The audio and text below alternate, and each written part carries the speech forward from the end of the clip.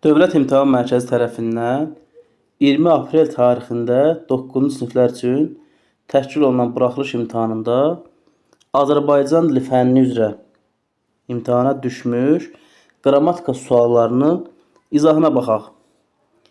İlk sualımız belədir. Hansı sıradakı feillərdən biri idi, digəri isə köməkçi sözü ilə işlənmişdir? Bu test tapşırığını düzgün yerinə yetirmək üçün bilmək lazımdır ki, idi, imiş, isə hissəcikləri sözlərə həmçinin ixtisar olunmuş, yəni d, mış, sasə formasında artırıla bilər. Və bu da bənzəyir feilin keçmiş zaman şəkillərinə və feilin şərt şəklinə.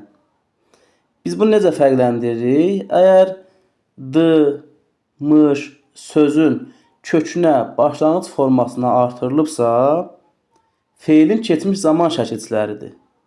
Yox, əgər zaman və ya zaman və şəxs sonluqlarından sonra artırılıbsa, idinin, imişin ixtisar formasıdır. Bu qayda keçərlidir isənin ixtisar formasına da. O da həmçinin zamanla, zaman və şəxs şəkilçilərindən sonra artırılanda olur isənin ixtisar forması. Amma biz sasəni görə bilərik ki, kökə artırılıb. Bu leksik şəkilçi də ola bilər, feilin şərt şəklinin şəkilçisi də ola bilər və s. İndi gəlin variantlar üzərindən işləyək, görək bizim cavabımız hansı olar. A variantına baxırıq. Sözümüz aparmışdı, alıbsa, aparmaq sözün köküdür.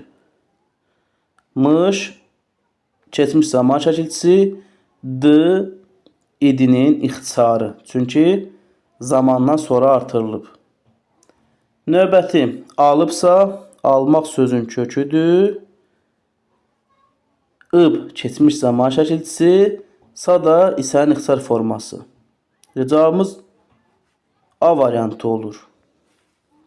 Amma biz yenə də digərlərinə baxırıq. Həm də öyrənmək üçün bir vasitə kimi yanaşaq testlərə biz. Çıxdı sözünün kökü çıxmaqdır. D da kökə artırılıbsa, deməli keçmiş zaman şəkilçisidir.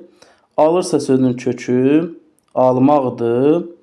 Ir indiki zaman şəkilçisi, sa da şərt şəkilçisi.